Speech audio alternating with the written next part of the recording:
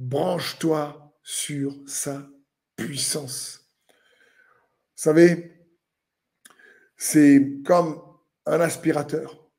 C'est juste un tas de ferraille, tant qu'il n'est pas branché à la prise et qu'on n'appuie pas sur le bouton, il n'y a pas de puissance pour réellement l'activer. C'est comme, je ne sais pas, une machine à laver, un lave-vaisselle, un sèche-cheveux, comme tu veux, tant qu'on ne branche pas à la prise de courant, la puissance ne passe pas au travers. Et il y a tellement de puissance dans notre foi qu'on peut, parfois à cause des soucis de la vie, à cause de nos échecs, à cause de prières non exaucées, sous-estimer la puissance de la foi, parfois même inconsciemment. Et donc, j'aimerais t'exhorter, t'encourager à réaliser qu'il y a beaucoup, mais beaucoup, mais beaucoup, mais beaucoup de puissance à ta disposition par le moyen de la foi, par le fait tout simplement de croire et la puissance dans nos convictions. Dans Éphésiens 1, verset 18, la Bible dit qu'il illumine les yeux de votre cœur pour que vous sachiez quelle est l'espérance qui s'attache à son appel, quelle est la gloire, quelle est la richesse de la gloire de son héritage qu'il réserve aux saints et quelle est envers nous qui croyons. Envers nous qui croyons l'infinie grandeur de sa puissance, se manifestant avec efficacité par la vertu de sa force. Envers nous qui croyons, quelle est l'infinie grandeur qui l'illumine envers nous qui croyons? Quelle est l'infinie grandeur de sa puissance qui nous donne la révélation, qui ouvre nos yeux envers nous qui croyons? Quelle est l'infinie grandeur de sa puissance? Peut-être que tu as besoin d'énergie. Peut-être qu'en ce moment, tu dis, je suis fatigué, il y a beaucoup d'épreuves, de difficultés, j'ai besoin que mon énergie soit renouvelée. Peut-être que tu es fatigué d'être fatigué.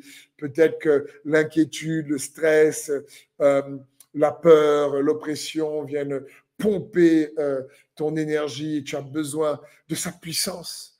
Et j'aimerais t'encourager à te brancher sur sa puissance.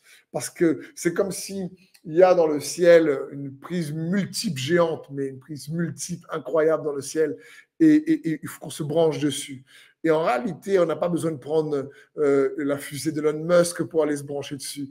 Ça se trouve dans notre cœur. Pour se brancher au ciel, vous savez, on se branche au ciel à partir de notre cœur. On se branche à la réalité du royaume des cieux.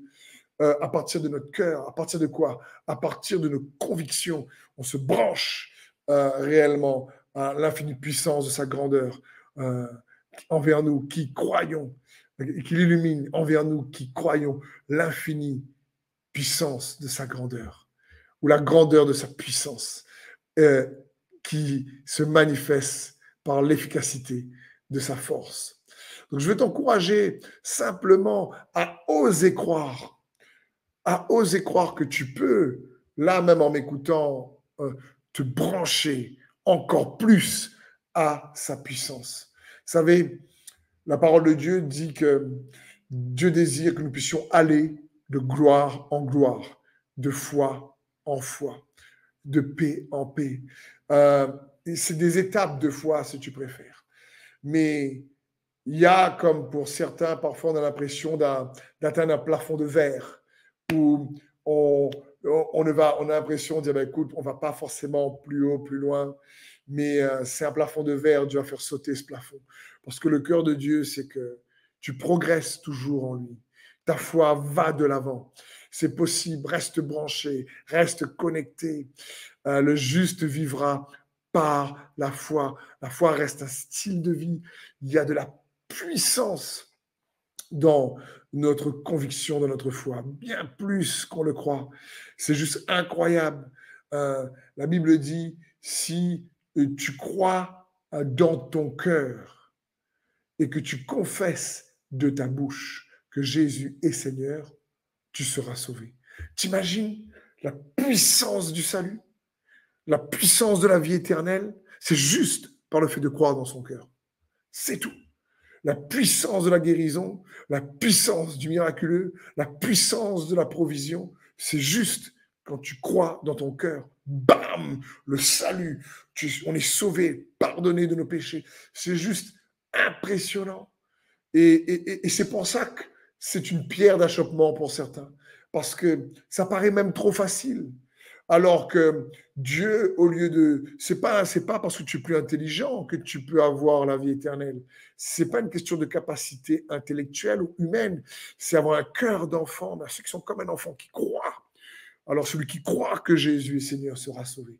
Dieu a rendu ça d'une manière tellement simple que ça vient bouleverser en réalité les intellectuels et il y en a qui, dans leur faux raisonnement, deviennent incrédules parce que le juste vivra par la foi.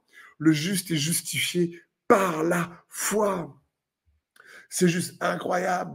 Dans l'Ancien Testament, il fallait faire des œuvres justes pour devenir juste. Dans le Nouveau Testament, c'est par son œuvre juste, Jésus, en laquelle on croit, qu'on devient juste. Le juste est justifié par la foi. Et tu es juste parce que tu crois. Garde la conviction que Dieu est pour toi. Garde la conviction qu'il va intervenir dans ta faveur. Garde la conviction qu'il va guérir. Garde la conviction qu'il va réellement te donner la victoire, la percée. Fais confiance à Jésus le Christ. Fais confiance en son amour pour toi. Il est celui qui guérit. Il est celui qui sauve. Il est celui qui pourvoit. Il est celui qui change le temps et les circonstances. Il est celui qui est l'Emmanuel avec toi. Ton rôle et mon rôle, c'est de croire. Ne laisse pas les doutes, l'inquiétude, la peur, le stress venir te faire rester dans le doute trop longtemps. La foi est un combat. C'est pour ça que je t'encourageais juste à croire. Il y a de la puissance dans la foi, qu'il illumine les yeux de notre cœur afin que nous puissions voir envers nous qui croyons quelle est l'infinie grandeur de sa puissance. Je veux dire, c'est infini. Il n'y a pas de fond, il n'y a pas de plafond. Il n'y a pas de plafond. Et je veux déclarer ça sur ta vie, sur ma vie, sur ta famille, ma famille, et dire non, non, et nous challenger quelque part. Te challenger, me challenger à oser croire plus en Jésus-Christ pour toi. Amen.